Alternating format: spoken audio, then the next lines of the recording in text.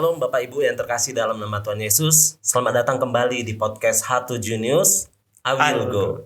Perkenalkan, nama saya Pendeta Muda Maiko Haryono dan rekan saya Pendeta Muda Reynaldi Garfield Wijaya. Dan saat ini kami telah mengundang tamu spesial. Beliau adalah Pendeta Dr. Hormat Hasibuan. Beliau saat ini berada di masa pensiun, tetapi beliau pernah menjabat sebagai Direktur Penerbitan di Uni Indonesia Kawasan Barat. Selamat datang Pendeta.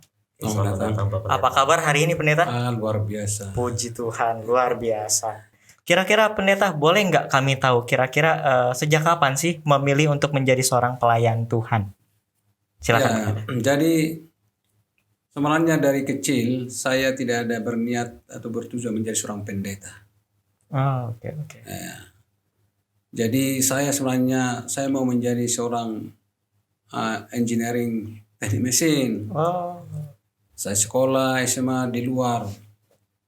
Tapi itulah Tuhan menangkap saya. Menangkap ya? Ya, ditangkap saya seperti menangkap orang lain lah ya, seperti menangkap Paulus waktu pergi ke Damsik ya.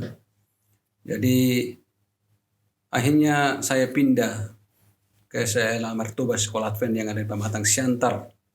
Lalu saya memiliki seorang guru agama namanya Pendeta Silitonga ya. Hotman Silitonga. Pendeta Hotman Silitonga. Saya lihat dia hebat berkhotbah. Ganteng, suaranya bagus.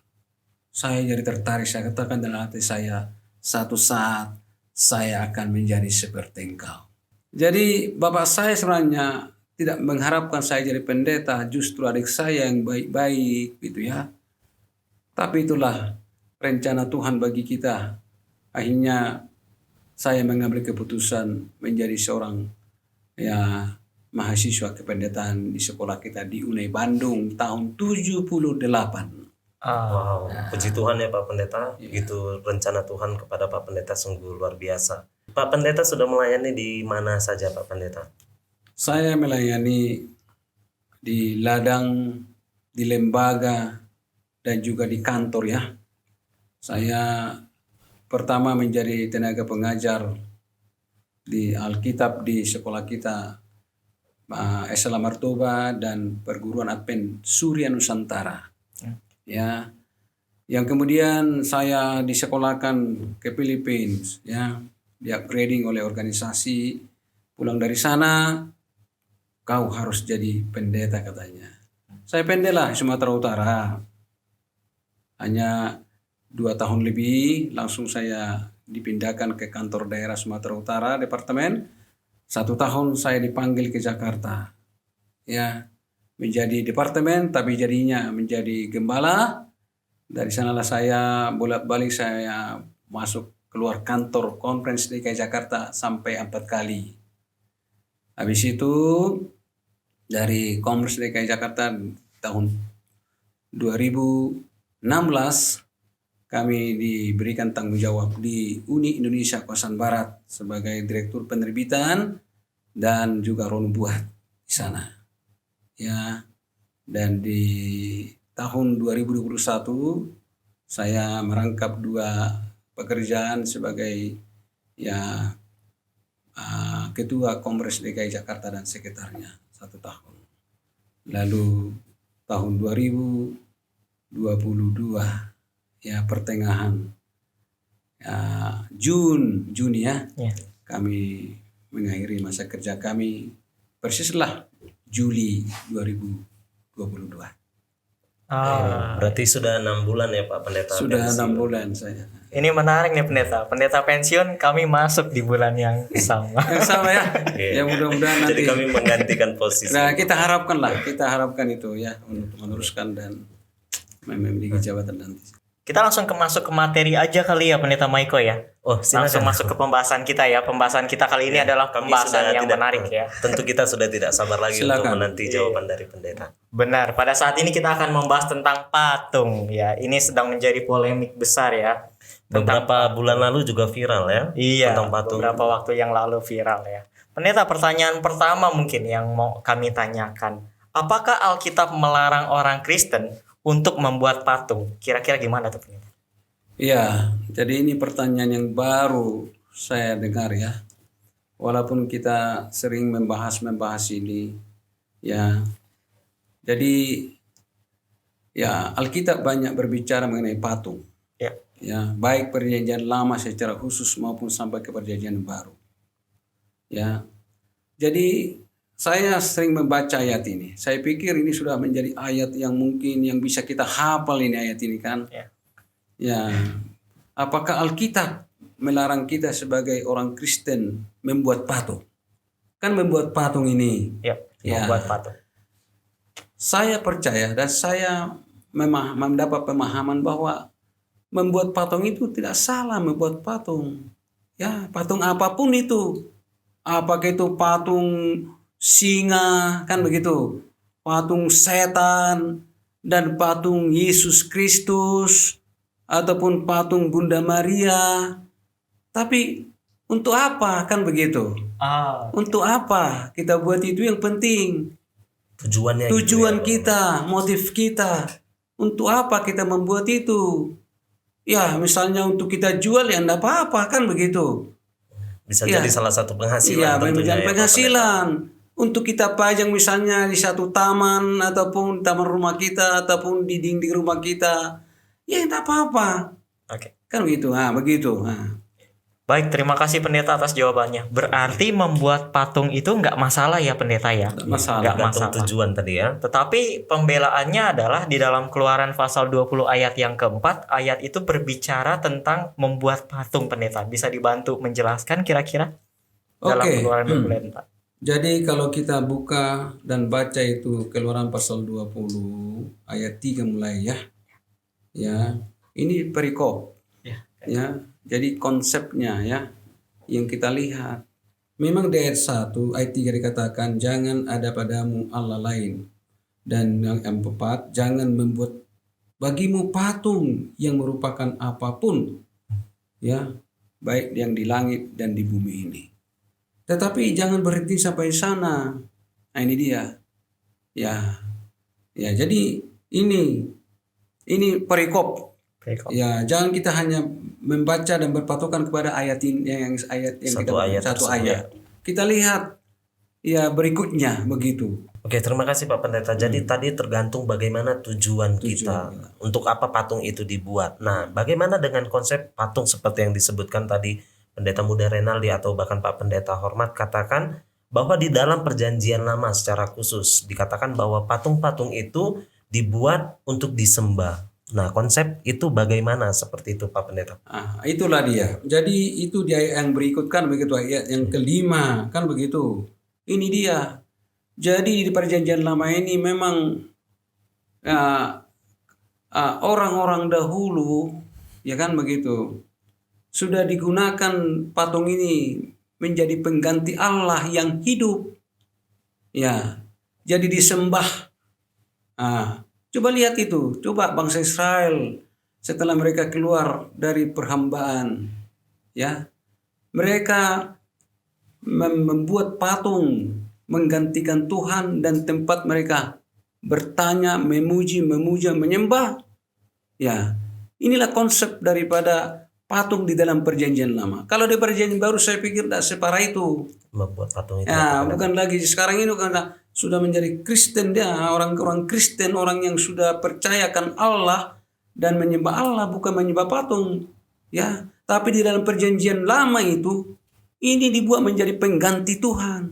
Coba dulu waktu Musa meninggalkan bangsa itu dipimpin oleh Harun. Langsung Harun menggerakkan dan mengumpulkan bangsa itu untuk membuat sebuah patung terbuat dari apa? Lembu emas ya. Nah, lembu emas. Lalu disembahlah itu. Ini yang membuat Tuhan tidak marah. Jadi itu. Jadi kalau hanya membuat patung itu ya nggak salah. Tapi tujuan kita untuk apa kan begitu? Jangan Itulah inti daripada salah satu inti daripada perikop ini. Jadi begitu tadi Pak Pendeta katakan bahwa ternyata di dalam perjanjian lama mereka digunakan untuk menjadi penyembah berhala. Betul. Atau secara langsung dikatakan bahwa mereka merendahkan derajat Allah. Betul. Di mana Allah yang maha kuasa, masa mereka hanya membuat satu bentuk pengganti Bahkan mungkin menggantikan Tuhan, patung itu mereka buat. Nah, ini dia. Wow, begitu ternyata konsep dalam patung dalam perjanjian lama. Tapi pendeta, kalau misalnya kayak tadi nih, kalau misalnya menggunakan patung sebagai sarana doa, berarti itu gimana pendeta? Nah, itu dia. Jadi ingat, patung itu kan itu hanya kayu kan, batu, Logam. tanah yang tidak mempunyai napas hidup, Nggak bernyawa lah ya. tidak mempunyai perasaan, tidak mempunyai pikiran, tidak bisa berbuat apa-apa. Kan begitu. Ya. Itu patung. Itu hanya bisa dilihat, kan begitu.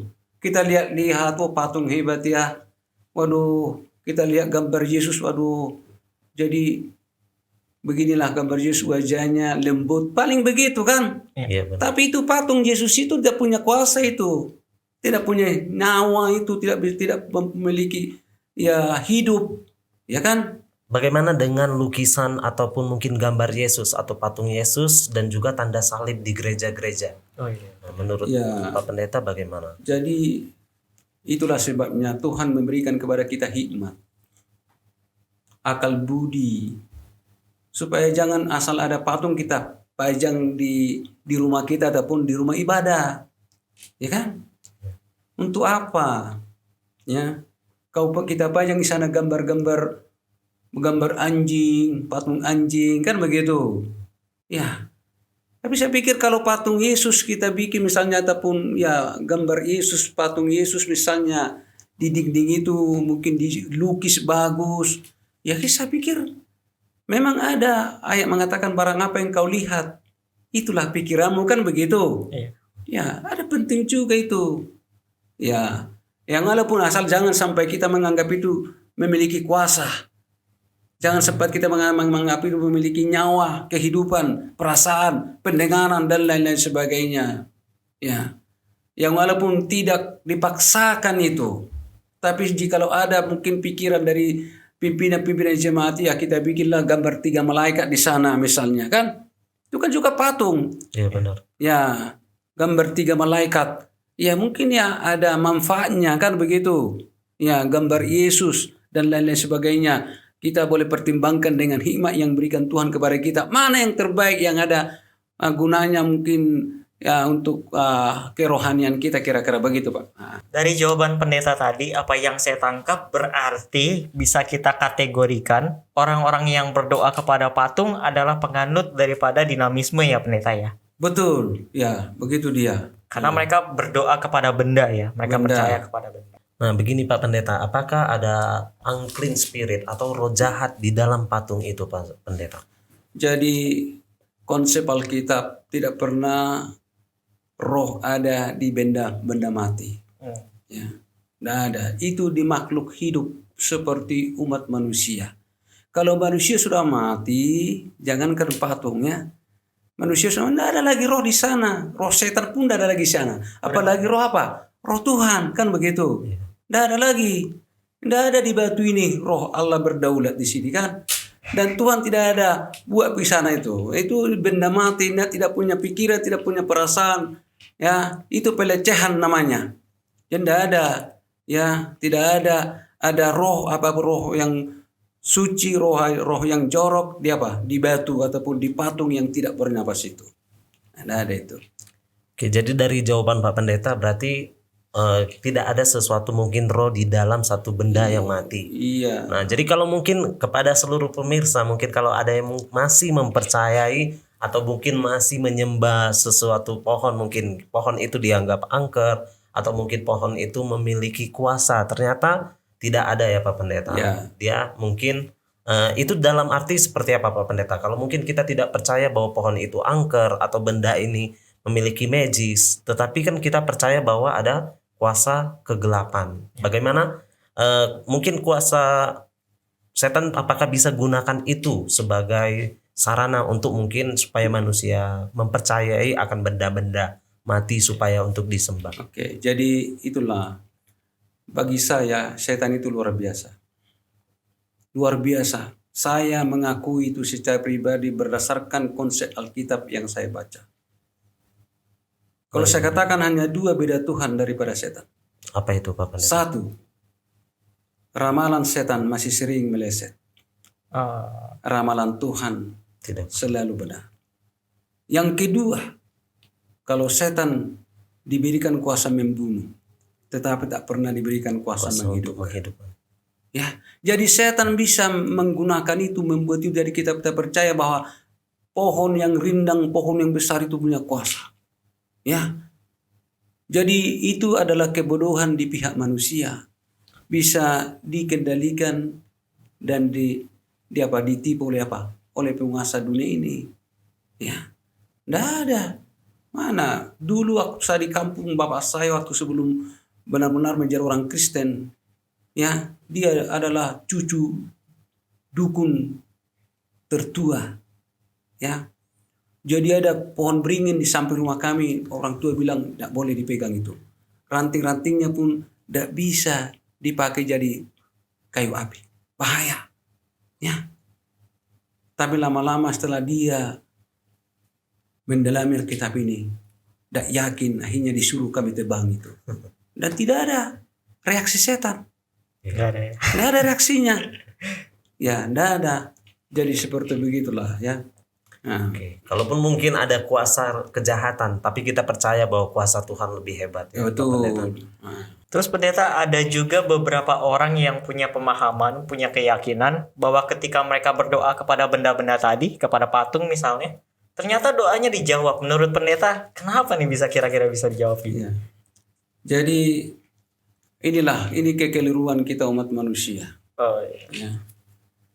Yang jelas yang baik itu Tuhan yang membuat. Yang jahat setan. Ya. Jadi dan ingat setan saya katakan tadi hebat. Membuat mujizat hebat dia.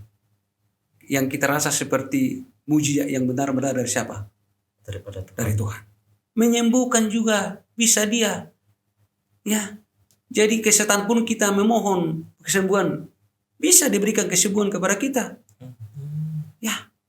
Menjadi seorang yang pembesar di dunia ini pun. Bisa. Kenapa? Bisa. Oh, bisa ya Pak? Bisa. Makanya sekarang ini ada orang-orang yang berebut menjadi pemimpin dengan usaha mereka. Ya, bisa tercapai dengan uang yang kita miliki, dengan segala macam. Ya bisa. Saya katakan tadi, kehidupan dalam arti keselamatan itu hanya dari siapa? Tuhan. Dari Tuhan. Nah itu dia. Ya, kalau menjadi orang kaya ngapain datang kepada Tuhan? Pergi ke gunung-gunung Bromo sana, bawa ayam jantan putih atau kambing putih. Sering. Serahkan sepenuhnya hidupmu kepada Tuhan, kepada apa? Kepada penguasa di gunung itu. Boleh saja. Kita mendapat jawabannya dan kita katakan dari dia itu. Boleh saja saya tak membuat itu. Ya, dan Tuhan masih memberikan kemampuan kepada setan untuk melakukan itu. Ya. Oke, berarti kalau misalnya pertanyaannya apakah patung bisa menjawab doa, jawabannya tidak ya pendeta Ya, ya. jelas Yang tidak. menjawab itu adalah Kuasa setan dengan kuasanya ya. Ya, Jadi untuk betul. teman-teman pemirsa juga kita hati-hati ya, karena setan ini juga dia punya kuasa teman-teman ya. Ya, betul. Hanya untuk menghidupkan tadi ya. Setan yang tidak memiliki. Sisanya mungkin setan juga memiliki kuasa-kuasa yang lain. Iya. Betul. Baik, terima kasih Pendeta Hormat Hasibuan sudah mau datang dan berdiskusi di podcast kita, podcast 1 Junius ini. Terima kasih juga kami ucapkan kepada para pemirsa yang setia menonton podcast 1 Junius ini. Sebelum kita tutup Pendeta, mungkin kita ucapkan tagline kita bersama-sama ya Pendeta ya. Ya. Kalau misalnya saya katakan podcast 1 Junius, kita sama-sama jawab I will go. Bisa ya Pendeta ya? Silakan. Oke, saya akan pandu. Podcast 1 Junius, I will go. Tuhan memberkati kita semua. Amin. Amin.